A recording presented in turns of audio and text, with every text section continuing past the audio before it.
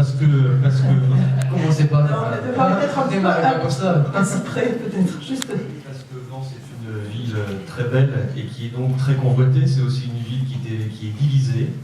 Il y a 7 listes cette fois-ci, il y en avait 9, je me rappelle, en 2008. Voilà, c'est essentiellement pour ça.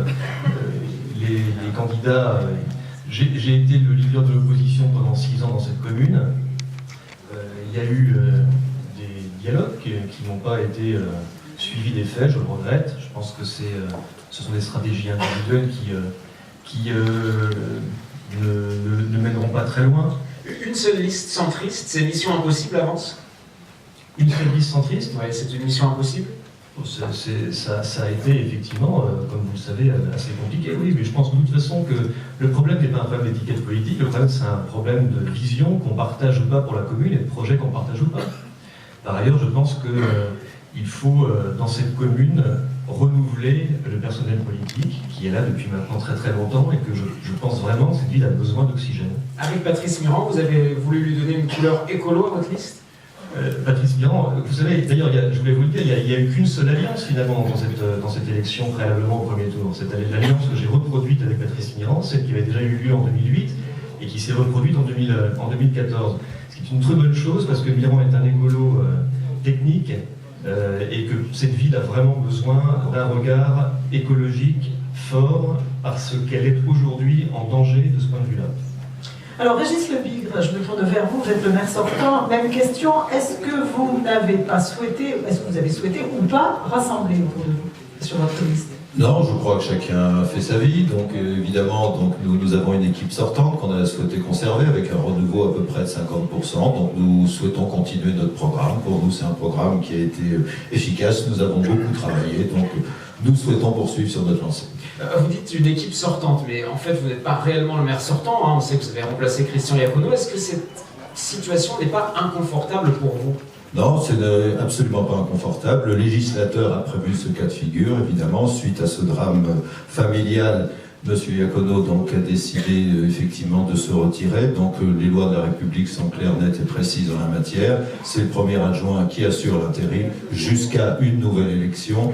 Et j'ai eu Vous vous sentez réellement maire sortant alors? Complètement. Je crois que 5 ans de travail comme nous l'avons fait, il n'y a aucune ambiguïté de ce côté-là.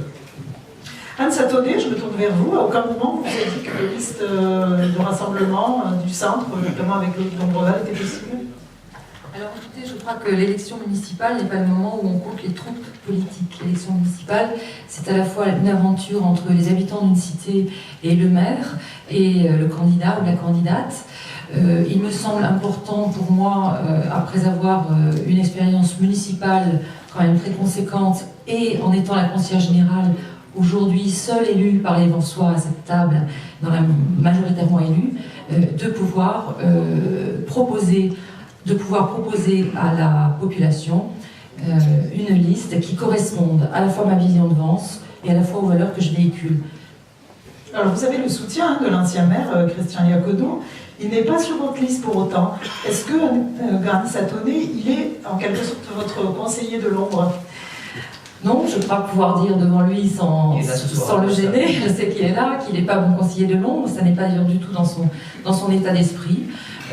Christian Iacono considère que je suis la mieux placée pour apporter à Vence un vrai changement et pour permettre à Vence de progresser. Je crois qu'il connaît très bien cette ville et il considère cela, comme d'ailleurs beaucoup de Vensois que je croise très régulièrement dans la rue.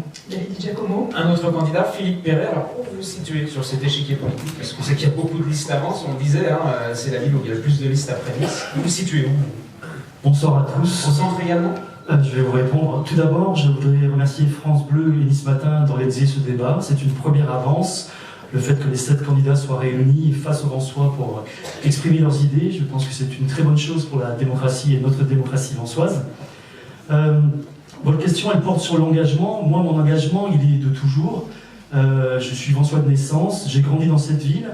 Les électeurs ont besoin de vous situer tout de même. Oui, mais pour me situer, je vais vous répondre.